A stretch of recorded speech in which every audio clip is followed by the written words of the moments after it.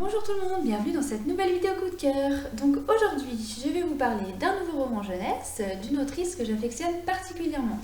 Donc c'est « Et le désert disparaîtra » de Marie Pavlenko aux éditions Flammarion. Donc Marie Pavlenko, c'est elle qui a écrit notamment « Je suis ton soleil » et « Ainsi petit oiseau » pour ceux qui connaîtraient. Donc là, elle revient avec un tout nouveau roman, très différent de ceux que je viens de vous citer. Donc pour comprendre l'histoire, il faut que je vous explique un petit peu le contexte. Donc la thématique générale, tout d'abord, c'est la préservation de la nature.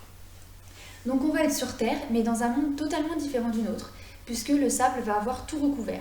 Voilà, du sable partout, à perte de vue, on est dans une espèce de désert géant. Voilà, donc il y a presque plus de vie, il reste quelques animaux et quelques arbres. Mais pour les peuples survivants, les arbres vont servir uniquement à être abattus et revendus et échangés contre de l'eau gélifiée ou de l'oxygène. Voilà, donc nous on va suivre plus particulièrement l'histoire de Samaha. Donc Samaha, c'est une jeune fille qui rêve de devenir chasseur. Donc chasseur, dans ce roman, chasseur ça veut dire chasseur d'arbres.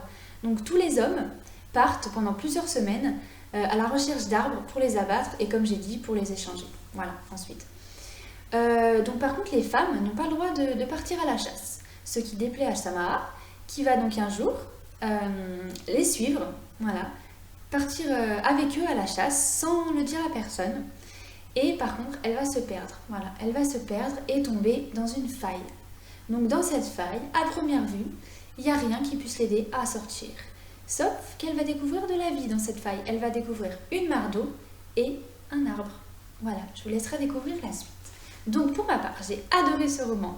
Donc même si l'autrice, comme je vous ai dit, change de registre par rapport aux deux romans que je vous ai cités précédemment, on retrouve parfaitement son style, simple, épuré, efficace. L'univers qu'elle décrit, je dirais qu'il est à la fois fascinant et terrifiant. Voilà, donc comme d'habitude, à la fin, on ressort quand même avec plein d'optimisme et c'est à chaque fois un message porteur d'espoir. Voilà, donc c'est un livre qui peut être lu à partir de 9 ans, voilà, et jusqu'à, comme vous voulez, voilà. Tellement le message est beau et porteur d'espoir, et puis vous verrez à la fin, vous aurez tous envie de planter des petits arbres. Voilà. Donc petite précision, ce roman a été fait, je cite, de la façon la plus écologique possible. Donc voilà, c'est tout pour aujourd'hui, à bientôt pour une nouvelle vidéo. Prenez soin de vous.